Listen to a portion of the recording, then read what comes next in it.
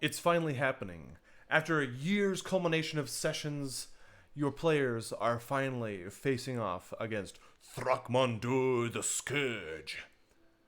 But as you look around the table, none of them seem very excited. And you realize that it's not because they're not excited to fight Thrakmandur. It's because they're really just not very excited for combat. Let's roll initiative.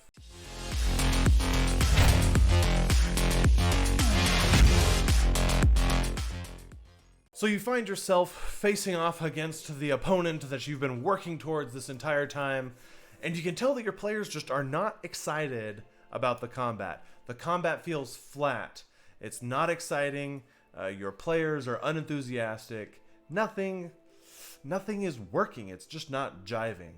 What do? I've got 3 things for you. The 3 P's to making combat exciting. Are you ready? Here we go. Here is P number 1. That is the place.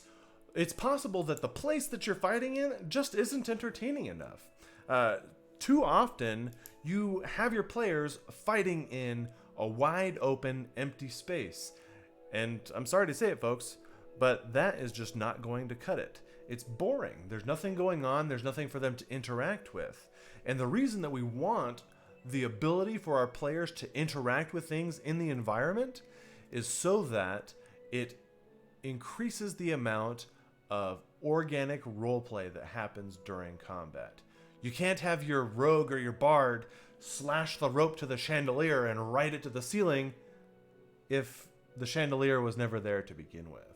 We have to provide them with that. Otherwise, they don't know they can use it.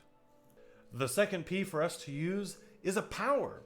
It's possible that your villainous bad guy is vanilla straight from the book, and sometimes that's okay. Then other times, you might have a couple of veteran players around your table, and that power, they know what to do. They know that you need fire against the troll, right? They know the amount of hit points. They know the AC, and it's boring. It's not exciting. We can spice that up by giving them a specific power. Some really good powers to use or think about are movement reactions, anything that allows you to get around the space.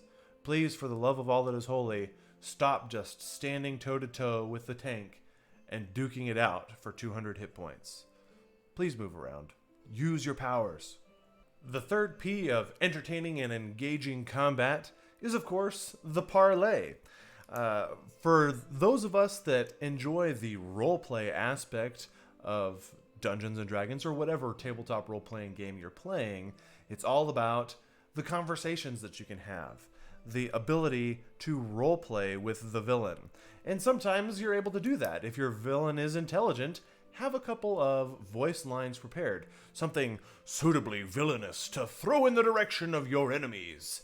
That way, your bard or your paladin or your warlock, your charisma characters, can banter with the villain. It provides them the opportunity to dabble in the roleplay, and it provides you the opportunity to drop hints and secrets and hooks to the next encounter that they're going to be facing.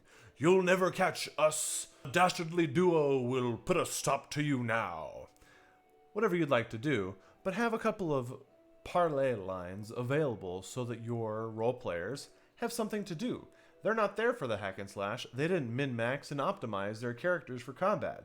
They are there to have a conversation and discover lore and do cool things with their character. Provide them the opportunity to do that.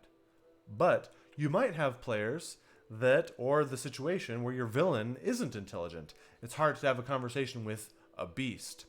So provide these cool places, traps and hazards and things for them to interact with so that your players can interact with each other, and that provides them those organic roleplay opportunities to interact with each other and help each other and do cool things and discover their backstory.